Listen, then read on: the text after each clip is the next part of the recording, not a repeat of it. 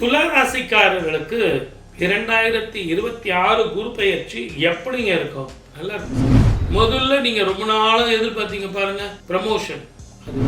எப்பதான் சார் எனக்கு நிம்மதி வரும், சந்தோஷமாக நான் வாழறதுக்கு எப்பதான் இந்த காலம் கிடைக்கும் அப்படின்னா இந்த குரு பயிற்சி உங்களுக்கு வழிவரும். அதே மாதிரி அவங்களுக்கு குழந்தை பாக்கியம், உங்களுக்கு நீண்ட நாளா குழந்தை பாக்கியம் இல்லாம இருந்தா குழந்தை பாக்கியம், இப்படின்னு சத் சந்தானம் வரும். சனியும் செவ்வாயும் சேரும் காலத்துல இரவு பயணம் மிக கவனமாக இருக்கும். பகல்ல யார் பலம் அதிகம், இரவுல யார் பலம் அதிகம்ன்றதை பார்க்க. அந்த மாதிரி உங்களுக்கு இரவுல மிக ஜாக்கிரதையாக வண்டி ஓட்டிட்டு போகும். துளாராசிக்காரர்களுக்கு இது ஒரு அற்புதமான காலம். பணவரவு, மன நிம்மதி, சந்தோஷம், ஆயுள், ஆரோக்கியம், உறவுகள், புதிய வரவுகள் அப்படின்னு சுகமான விஷயங்கள் நடக்க போகுது. வாழ்க்கை நடத்திங்க. வாழ்க வளமுடன். All the best.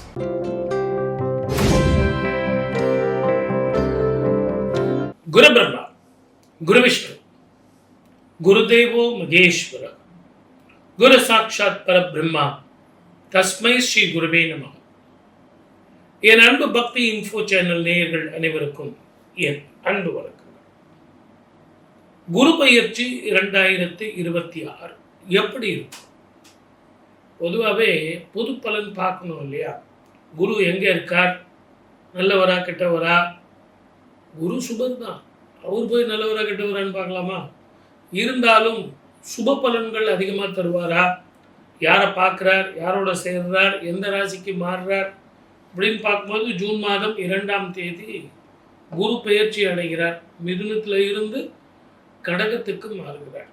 12 வருடங்களுக்கு ஒரு முறை குரு உச்சம் பெறக்கூடிய காலமாக இந்த காலம் இருக்கு.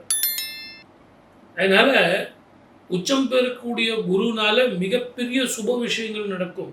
துலா ராசிக்காரர்களுக்கு 2026 குரு பெயர்ச்சி எப்படிங்க இருக்கும்? நல்லா இருக்கும் சார், அருமையா இருக்கும். முதல்ல நீங்க ரொம்ப நாளும் எதிர்பார்த்தீங்க பாருங்க, ப்ரமோஷன், அது வரும். பக்கத்துல காலாட்டி நோக்காங்க சார், அவனுக்கு கொடுத்தானுங்க எனக்கு கொடுக்க மாட்டேன்றாங்க சார். அந்த ஆதங்கம் போகும்.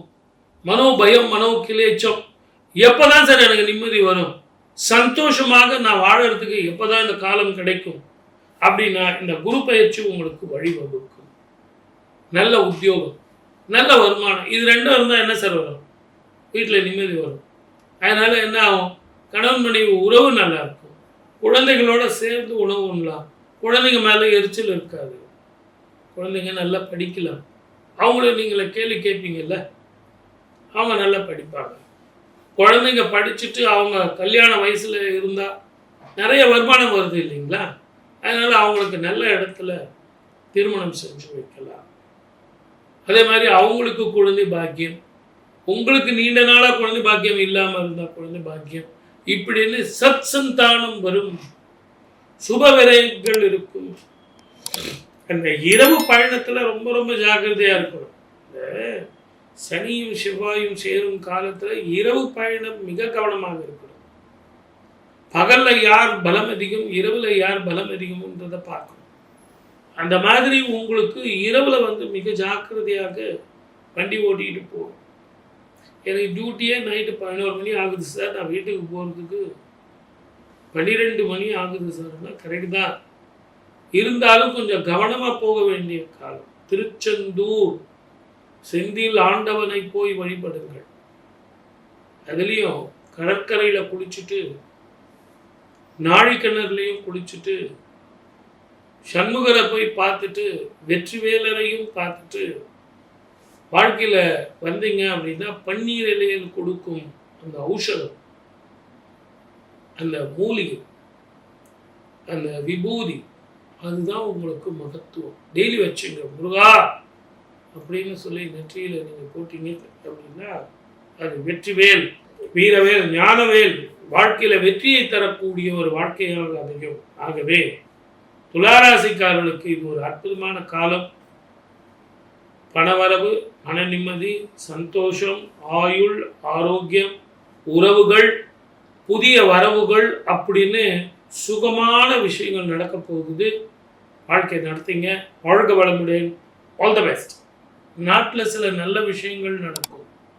ஆன்மீகவாதிகள், ஜோதிடர்கள், நியாயாதிபதிகள், டாக்டர்கள், வியாபாரிகள் இவர்கள் எல்லாம் செழிப்பாக இருக்கும். இருந்தாலும் அந்த சனியும் செவ்வாயும் இருக்கும் காலத்தில் இயற்கை அழிவுகள், நீரினால், நெருப்பினால், போர் பதட்டத்தால், இன்ஃபெக்ஷனால் சில பிரச்சனைகள் வரத்தான் செய்யும்.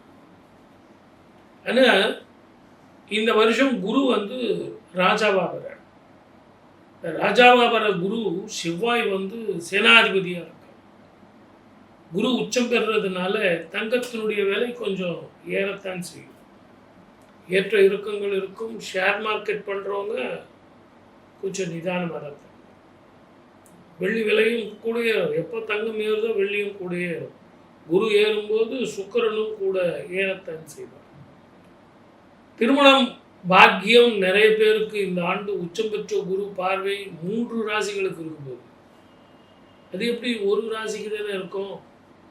நீங்கள் எப்படி 3 ராசிக்கு சொல்கிறீங்க அப்படின்னா, மிதுனத்தில் இருக்கார் இந்த வருஷம் பிறக்கும் பொழுது. குரு பெயர்ச்சி வந்து கடகத்துக்கு வரார். மறுபடியும் ஒரு 5 மாதத்தில் சிம்மத்துக்கு போகிறார். அதிச்சாரமாக போகிறார்.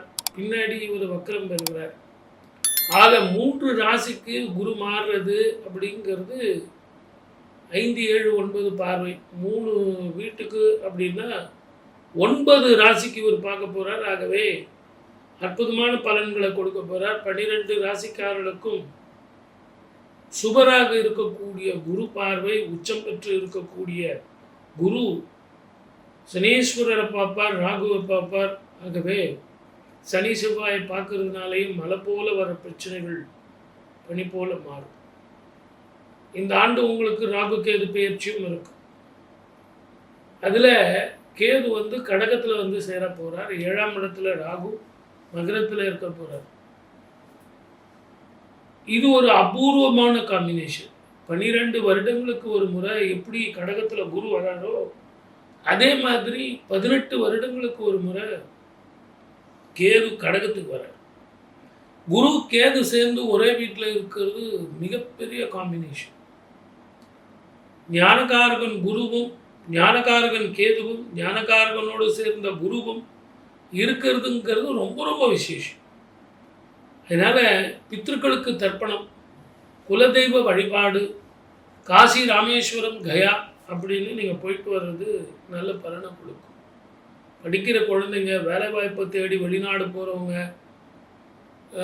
எனக்கு அமெரிக்காவில் கிடைக்கலையே சார் அப்படின்னு சொல்கிறவங்களுக்கெல்லாம் கூட அமெரிக்கா டோர் முன்னே என்ன மற்ற நாடுகள் இருக்குது. பிரபஞ்சத்தில் எங்கே ஒன்றாலும் உழைக்க தெரிந்தால் பிழைக்க தெரியும் அப்படிங்கிற மாதிரி இந்தியர்களை பொறுத்த வரைக்கும் எந்த பிரச்சனையும் வராது. 2வது குரு கடகத்தில் உச்சம் பெறுறதுனால அற்புதமான பலனை கொடுக்கும். உங்கள் ஜாதகத்தில் குரு எப்படி இருக்கார்? குரு சாதகமா, நீச்சமா, உச்சமா, குரு தசை நடக்குதா அப்படிங்கிறத பார்க்கணும். யாரோட சேர்ந்து இருக்கார் அப்படின்னு பார்க்கணும். இதெல்லாம் இன்ஸ்டன்ட் ஃபுட்டு. இப்போ நான் சொல்கிறதெல்லாம் குரு எப்படி இருக்கார் நம்ம ஜாதகத்துக்கு அப்படின்னு ஒரு இன்ஸ்டன்ட் ஃபுட்டாக நம்ம ஜாதகம் பார்த்துக்கணும்.